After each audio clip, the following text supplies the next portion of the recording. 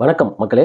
இந்திய கம்யூனிஸ்ட் கட்சியின் மூத்த தலைவர், சுதந்திர போராட்ட வீரர், அரசியலில் எளிமை, நேர்மை, துணிவு, பணிவு இதுக்கெல்லாம் இலக்கணம்னு சொன்னால் சமகாலத்தில் வாழக்கூடிய ஒரு தலைவர் ஐயா நல்லக்கண்ணு அவர்கள்.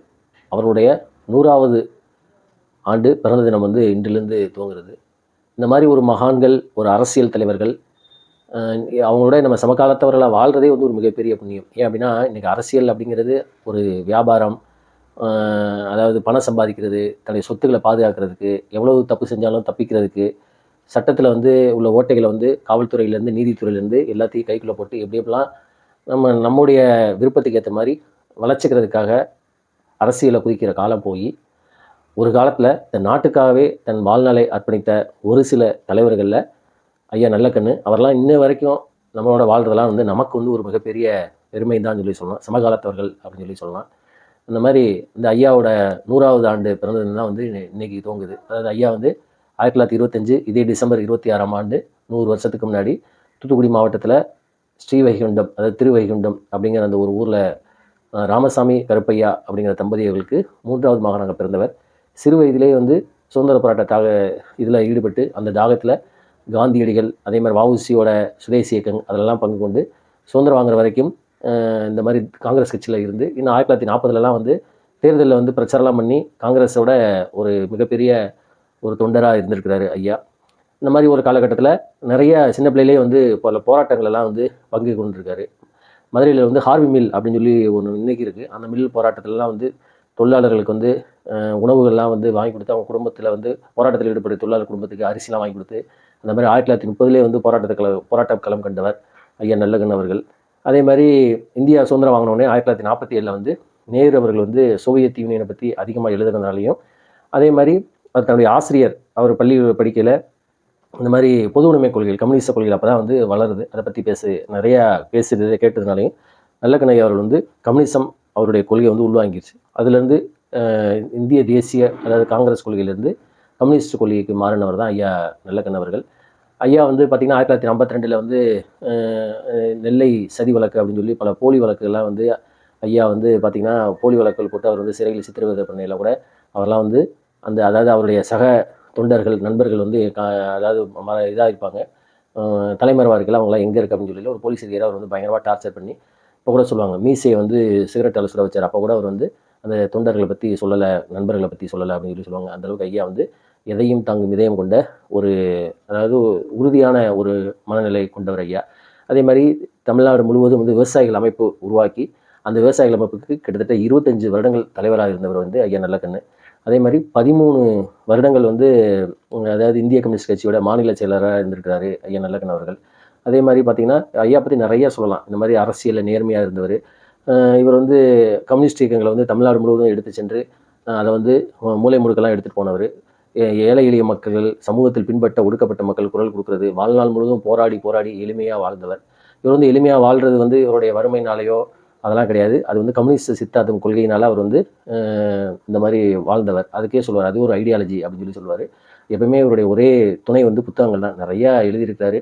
நிறைய 10க்கும் மேற்பட்ட புத்தகங்களை எழுதியிருக்காரு. நிறையா வாசிப்பார்.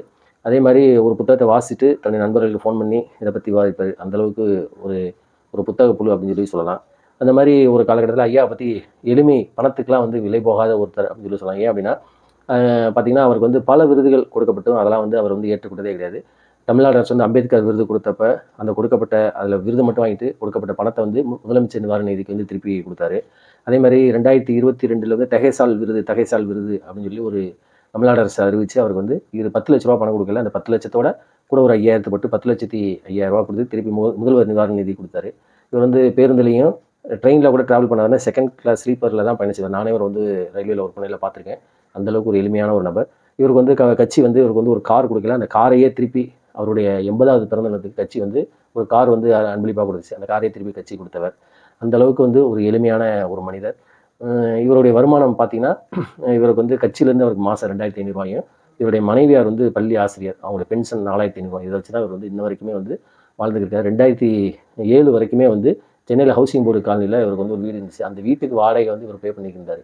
அது பின்னாடி தெரிஞ்ச தமிழக அரசு நீங்கள் வாடகைலாம் பே பண்ண வேணாம், உங்களுக்கு முழுவதும் வீடு இலவசம் அப்படின்னு சொல்லி ஃப்ரீன்னு கூட கொடுக்கல, நீங்கள் இருக்கிற வரைக்கும் இந்த வீட்டில் வாழ்ந்துக்கலாம் அப்படின்னு சொல்லி வாழ்க்கையில் அரசியலில் வந்து எப்படி ஒரு அதாவது மகாத்மா காந்தி எப்படி ஒரு நேர்மையாக இருந்தாரோ அவருடைய கருத்துக்கள் உள்வாங்கி இன்னைக்கு வரைக்கும் வாழக்கூடிய ஒரு காந்திய கம்யூனிஸ்டவாதி யார் அப்படின்னா ஐயா நல்லக்கண்ணு தான். இந்தியாவில் இந்த மாதிரி ஒரு தலைவரை எந்த ஒரு அரசியல் கட்சியிலுமே வந்து பார்க்க முடியாது. அந்தளவுக்கு ஒரு நேர்மையான ஒரு தலைவர். அதே மாதிரி நிறையா ஐயா பற்றி சொல்லலாம். இப்போ கூட சமீபத்தில் பார்த்தீங்கன்னா அவர் வந்து பல பத்திரிகைலாம் பேட்டிலாம் கொடுத்துப்பார். எப்படி நீங்கள் உங்களுடைய இந்த நேர்மைக்கு என்ன காரணம் அப்படின்னு சொல்லி பார்த்தீங்கன்னா, நான் என்னுடைய ஐடியாலஜி தான், கொள்கை தான் அப்படின்னு சொல்லி சொல்லுவார். ஐயா வந்து பார்த்தீங்கன்னா நிறையா அதாவது 1960லலாம் வந்து கம்யூனிஸ்ட் கட்சி 2வது பிரிவுலலாம் ரொம்ப வருத்தப்பட்டு இது பண்ணியிருக்காரு.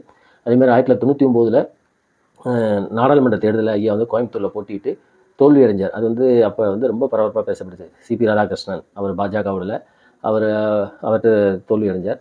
அப்போ தான் அவருக்கு அதாவது நிறையா பேசுனாங்க. அரசியலில் வந்து நேர்மை, தூய்மை, எளிமை இதெல்லாம் வந்து இதுக்கெல்லாம் வந்து முக்கியத்துவம் கொடுக்காம மக்கள் இருக்கிறாங்களே அப்படின்னு சொல்லி இந்த மாதிரி ஒரு தலைவர்லாம் வந்து சமகாலத்தில் சந்திக்கிறது வந்து ஒரு மிகப்பெரிய இதுதான் நமக்குலாம் வந்து கிஃப்ட் பாக்கியம் அப்படின்னு சொல்லி சொல்லலாம். ஐயாவோட 100வது பிறந்த நாள் இன்னைக்கு தொடங்குது. ஐயாட்ட கேள்வி கேட்பாங்க, ஐயா நீங்கள் வந்து கம்யூனிஸ்ட் எது வந்து உங்களை வந்து இந்த அளவுக்கு இந்த கம்யூனிஸ்ட் சித்தாந்தத்தில் கொண்டு வந்திருக்கு அப்படின்னு பார்த்தா அவர் சொல்லுவார், இன்றைக்கி மக்கள் அனுபவிக்கக்கூடிய அத்தனை உரிமைகளுமே வந்து அது வந்து கம்யூனிஸ்ட் சித்தாந்தம் தான் வாங்கி கொடுத்தது. போராடக்கூடிய குணம் எல்லாமே வந்து கம்யூனிஸ்ட் சித்தாந்தம் தான் கொடுத்துச்சு. அதை தான் எனக்கு கொடுத்துச்சு. அந்த ரைட்ஸ் அந்த உரிமையை வந்து மக்கள் அனுபவிக்கிறத நீங்கள் பாருங்கள், அப்போ தான் வந்து உங்களுக்கு தெரியும் அதோட மகிழ்ச்சி என்ன அப்படின்னு சொல்லி சொல்லுவார். ஐயா சொல்கிறது 100க்கு 100 உண்மை தான்.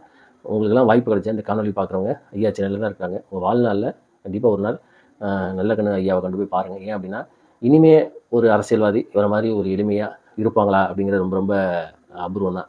கருணாநிதியை பற்றி ஒரு 2-3 கூட சொல்லுவாங்க. கருணாநிதி வந்து ஐயா நல்லக்கண்ணு பார்க்கையில் சொல்லுவார். அவரை பற்றி ஒரு இதில் எனக்கு வந்து கருணாநிதி சொல்லுவார், எனக்கு வந்து 2 கண்ணு, அதில் ஒரு கண்ணு தான் தெரியும், இன்னொரு கண்ணு தெரியாது, அந்த இன்னொரு கண்ணு தான் நல்ல கண்ணு அப்படின்னு சொல்லி சொல்லுவார். இந்த மாதிரி நிறையா ஐயா பற்றி சொல்லுவாங்க. எந்த விதமான சர்ச்சை, ஊழல், புகார் அதெல்லாம் எதுவுமே ஈடுபடாமல் அரசியல் நேர்மை, தூய்மை, ஒரு அரசியல்வாதினா எப்படி இருக்கணும், ஒரு காந்தியவாதினா எப்படி இருக்கணும் அப்படிங்கிறதுக்கு ஐயா நல்லக்கண்ணு வந்து ஒரு மிகப்பெரிய உதாரணம். அதுவும் குறிப்பாக தமிழ்நாட்டில் ஒரு தமிழர் இப்படி இந்த மாதிரி இந்தியாவில் இப்போ உள்ள காலகட்டத்தில் கண்டெம்பரரி அரசியலில் இந்த மாதிரியான ஒரு எளிமையான அரசியல் தூய்மையான ஒரு தலைவரை வந்து பார்க்கவே முடியாது. ஐயாவை போற்றுவோம். ஐயாவோட இந்த மாதிரி ஒரு நேர்மையை வந்து அடுத்த தலைமுறைக்கு எடுத்து சொல்ல இன்றைக்கி வந்து அரசியல் வந்து இதுதான் ரொம்ப ரொம்ப முக்கியம். நன்றி, வணக்கம்.